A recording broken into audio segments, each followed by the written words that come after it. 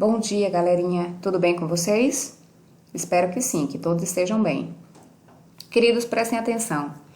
O nosso assunto de hoje vai ser o de figuras de linguagem, tá certo? Por ser um assunto extenso, ele é um assunto que exige uma dedicação maior pelo seu tamanho, então eu vou dividi-lo em duas partes, tá certo? Estudaremos a primeira parte hoje e a segunda em outra aula. A primeira coisa que eu quero que vocês saibam é quando usamos as figuras de linguagem.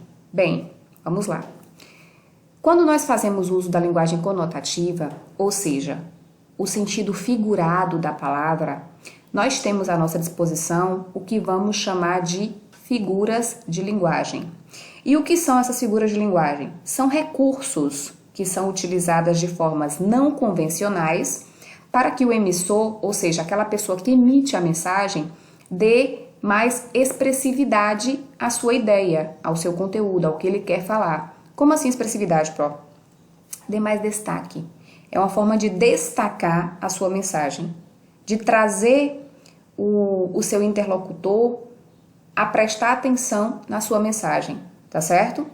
E é lógico que esses recursos, eles vão se caracterizar de acordo com o estilo de cada autor, de cada escritor ou de cada falante que vai empregá-las com frequência, tá bom? Então, as figuras de linguagem, elas são como se fosse uma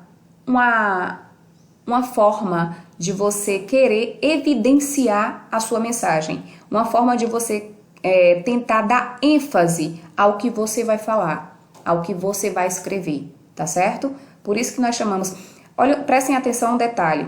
Nós vamos chamá-las de recursos não convencionais porque nem sempre as figuras de linguagem seguem as normas gramaticais. Por isso que nós chamamos de recursos não convencionais. E aí, de repente, pode surgir uma dúvida diante de vocês. Professora, se nem sempre seguem regras gramaticais, elas vão ser utilizadas? Vamos analisar que geralmente essa linguagem conotativa ela vem com maior frequência em textos literários, né? E vamos analisar também que esses autores, eles vão ter o que nós vamos chamar de licença poética. Então, nem sempre eles precisam seguir essas regras gramaticais que são tão cobradas de vocês, infelizmente, né? Por quê? Porque cada autor na verdade, vai ter justamente o seu estilo, né? Cada escritor vai ter uma forma de falar. E nessa forma, nesse estilo que é particular, eles farão uso de determinadas figuras que acabarão por trazer características e marcas que são típicas da sua forma de escrever, ou do seu modo de escrever, tá certo? Ou mesmo do seu modo de falar. As figuras de linguagem, gente, elas serão classificadas em 3 tipos, tá? Nós teremos as figuras de palavras, as figuras de pensamento e as figuras de construção, que também são chamadas de figuras de sintaxe. Hoje, nós veremos apenas as figuras de palavras. E como o próprio nome já diz, né? Figuras de palavras, elas vão consistir na mudança do sentido real da palavra para o sentido figurado. Como assim, Pro? Nós temos uma palavra em seu sentido real, seu sentido do dicionário, ou seja, o sentido denotativo, não é isso? O que vai acontecer nas figuras de palavras? Esse sentido denotativo, ele vai mudar para o sentido conotativo, ou seja, para o sentido figurado. Porque se de repente eu falo assim, ó, uma fera atacou um agricultor hoje cedo. Beleza, nós já sabemos que foi um animal feroz, beleza. Eu estou usando aí o sentido denotativo da palavra fera. Agora, se eu digo, a minha mãe ficou uma fera porque demorei de chegar, observem que eu mudei o sentido da palavra fera. Eu deixei de utilizá-la em seu sentido denotativo e passei a usá-la no sentido figurado, ou seja, no sentido conotativo. Então, há uma mudança no sentido real da palavra para o sentido figurado, tá bom? Eu vou usar o sentido conotativo. Eu vou usar excessivamente a conotação. E quais são essas figuras de palavras? Nós temos aqui, né? Aqui eu vou citar as principais, não são todas, mas são as principais. A comparação, a metáfora, a catacrese, a sinestesia, a metonímia, a antonomásia e a perífrase, né? Que depois eu vou mostrar para vocês que são bem parecidas. Então, essas aí serão as figuras de palavras que eu vou apresentar para vocês e que automaticamente serão cobradas nas nossas atividades avaliativas. A primeira dessas figuras de palavras que nós vamos falar é uma que é muito conhecida, que é muito utilizada e que geralmente quem tem irmãos odeia, né? Que é a comparação. Por quê? Porque a comparação ela vai se basear na aproximação de dois termos que têm determinada semelhança entre si. Então, geralmente eu vou comparar uma coisa a outra, uma pessoa com outra, né? Então, vai haver uma comparação aí entre dois elementos, entre dois termos que têm uma determinada semelhança. E para que se faça essa comparação, geralmente nós vamos usar conectivos do tipo como, assim como, tal qual. Observem aqui os exemplos. Ela é como um anjo. Observem que eu estou comparando ela com um anjo. E aí, para fazer essa comparação, eu utilizei o conectivo como.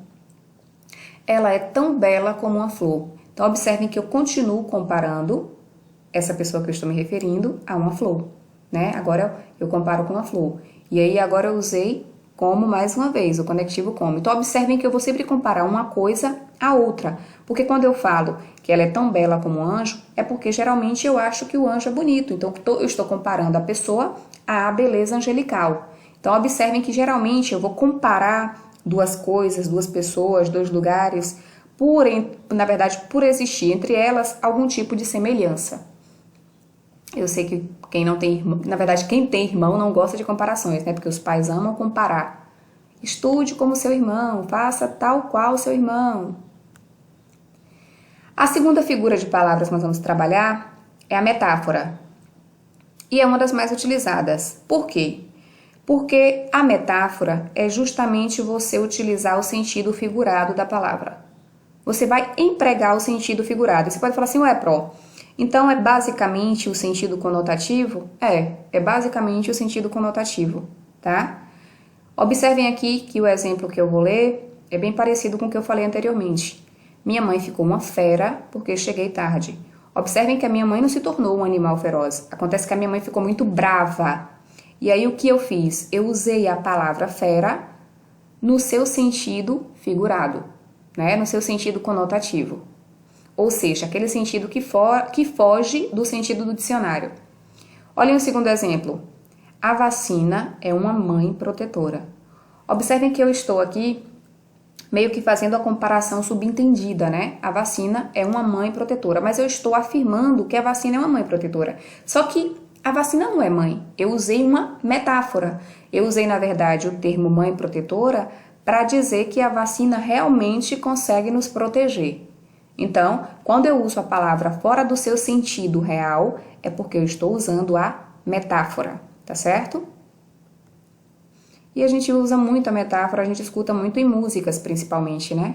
As músicas, principalmente músicas de denúncia, como elas não querem ser tão evidentes, o que elas fazem? Usam metáforas. A segunda figura que a gente vai ver hoje é a catacrese. E ela é bem fácil. Por quê? Porque vai ser o uso de uma palavra que vai servir para suprir a falta de um termo específico. Como assim, Pro? Como não existe uma palavra para aquilo, eu vou usar uma palavra que já tem existência. Exemplos. Limpei as pernas da mesa. Beleza, a mesa não tem perna, mas eu vou chamar aquela parte que sustenta de pernas. Então, por não ter uma palavra específica, eu uso uma palavra que já exista, tá? Isso é uma catacrese. Ó, um dos pés da cama está com defeito. Aí você fala assim, a cama não tem pés, realmente. Mas eu uso o termo pés porque não existe uma outra palavra para denominar aquela parte da cama. Tá certo? E aí nós vamos chamar isso aí de catacrese, porque você usa a palavra fora do seu sentido real mais uma vez. Comprei cebola e alguns dentes de alho. Observem, alho não tem dentes, com o sentido real, com o sentido, né, de dicionário. Mas eu utilizo, quando eu acabo por debulhar aquela cabeça de alho, que também é uma catacrese, né, cabeça de alho, Dentes, eu vou separar ali em dentes. Esse dentes aqui, a palavra ela foi usada fora do sentido real, por isso que vai ser uma catacrese, porque eu não tenho outro nome para denominar esses pedacinhos de alho quando eu separo ali e deixo em várias partes, né? Então, por não ter um nome próprio, específico para aquilo, eu uso um nome que já existe. Observem outro exemplo aqui ó, que eu trouxe. A asa da xícara quebrou. Tudo bem, você sabe que isso aqui não é uma asa, mas o nome que é colocado para se referir a essa parte desse objeto é asa. Por quê? Porque não tem um nome específico. Então, eu usei o termo asa, tá certo? E aí, quando eu não tenho um nome específico, eu vou usar uma palavra que já existe para poder suprir essa necessidade. Sinestesia. O que vai ser a sinestesia? Gente, é muito fácil. Você vai associar a sinestesia aos nossos sentidos, aos 5 sentidos: tato, visão, olfato, paladar e audição.